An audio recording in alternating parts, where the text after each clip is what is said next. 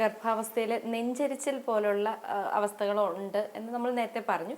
അത് ഈ ഫുഡ് ഒരുപാട് കൺസീവ് ചെയ്യുന്നത് കൊണ്ട് തന്നെയാണോ? ഒരു കാരണം അതാണ്. കാരണം ഗർഭാവസ്ഥയിൽ നമ്മൾ ഈ നേരത്തെ കഴിച്ചിരുന്ന പോലെ 4 നേരം നിറച്ച് ഫുഡ് കഴിക്കാൻ ആക്ച്വലി നമുക്ക് ശരിക്കും പറ്റില്ല. അപ്പം അതുകൊണ്ടാണ് നമ്മൾ ചെറിയ അളവിൽ കഴിക്കുന്നത്. അളവ് കൂടുന്നത് ഒരു കാരണം. പിന്നെ ഈ സ്പൈസി ആൻഡ് ഓയിലി അത് ആ ഒരു ക്രേവിങ്സിന്റെ ബാക്കിൽ പോകുമ്പോൾ കൂടുതലും അത് കഴിക്കുന്നുണ്ട്.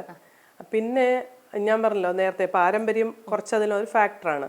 അപ്പം ഇതിനകത്ത് നമുക്ക് ഇപ്പം ആയുർവേദിക്കായിട്ട് നമ്മൾ പറയുകയാണെങ്കിൽ മല്ലിയിട്ട് വെള്ളം തിളപ്പിച്ചിട്ട് ചെറിയ അളവിൽ പലതവണ ചെറിയ ചൂടായിട്ട് കുടിക്കും. ഒന്നിച്ച് ഒത്തിരി വെള്ളം കുടിക്കുകയല്ല, ചെറിയ അളവിൽ പലതവണയായിട്ട് മല്ലിയിട്ട് തിളപ്പിച്ച വെള്ളം കുടിക്കാൻ പറ്റും. അങ്ങനെയാണെന്നുണ്ടെങ്കിൽ നെഞ്ചരിച്ചിൽ കുറേ കുറഞ്ഞു കിട്ടും. അപ്പം നമ്മൾ ആ ഡൈജഷനെ ശ്രദ്ധിച്ച് വേണം വെള്ളം കുടിക്കുന്നതായാലും ഭക്ഷണം കഴിക്കുന്നതായാലും.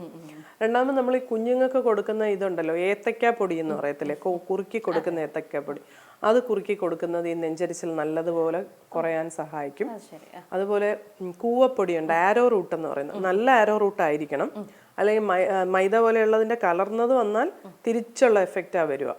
അപ്പം നല്ല ആരോ റൂട്ട് കിട്ടുമെങ്കിൽ ആരോ റൂട്ട് കുറുക്കിയത് കൊടുക്കുന്നത് ഈ നെഞ്ചരിച്ചിൽ വലിയ രീതിയിൽ പ്രിവെന്റ് ചെയ്യും.